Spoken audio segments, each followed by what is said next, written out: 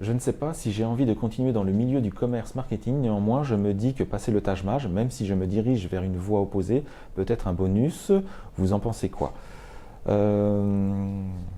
Est-ce qu'on peut passer le Taj Mahal sans avoir du tout d'idée de ce qu'on va faire après déjà, juste pour le passer, peut-être pour le valoriser d'une manière différente?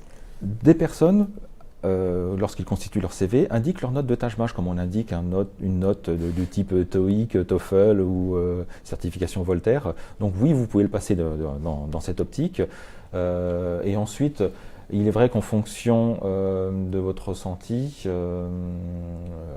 après vous pouvez choisir si vous voulez faire du commerce, du marketing, de l'international, de la finance ou autre. Ça c'est plutôt le projet professionnel, le projet de l'étudiant qui doit être défini. Mais passer le test pour pouvoir avoir une ligne supplémentaire sur son CV, pourquoi pas? C'est vrai que comme c'est un test connu et reconnu, c'est un score qui peut être parlant pour un certain nombre de recruteurs, ou même pour le présenter dans un autre établissement qui n'utilise pas le Taj-Mahal.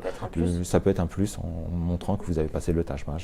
Parce que vous le considérez plutôt comme une porte d'entrée vers une école de commerce, et ça peut être plutôt l'inverse, c'est-à-dire une validation des acquis qu'on a eu si on a eu des études. C'est pas une validation d'acquis, c'est vraiment un test d'aptitude, de classement. Donc plus votre score est élevé, plus vous montez dans le classement.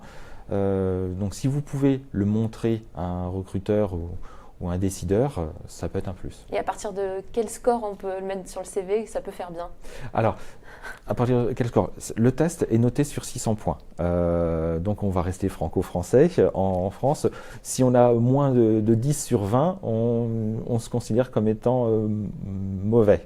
Alors, utilisez le seuil psychologique, présentez votre score supérieur à 300 sur 600. D'accord, sinon ça ne sert à rien.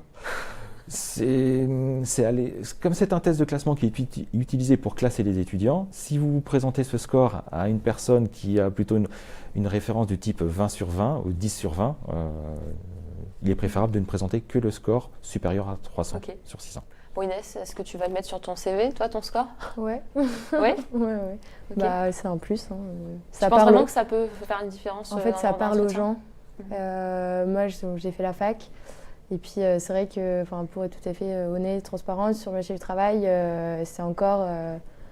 voilà, on commence à recruter de plus en plus de personnes de fac, mais on a quand même cette idée de école de commerce, VS, université. Donc, ça permet aussi de montrer à son recruteur qu'on a des aptitudes en gestion. C'est quelque chose qui lui parle, quelque chose qu'il connaît. Comme un diplôme, finalement. Ouais. En fait, c'est vraiment le rassurer sur le fait qu'à l'université, en fait, on a aussi les mêmes aptitudes qu'en école de commerce. Donc, et au bout de 2 ans, il est périmé, donc...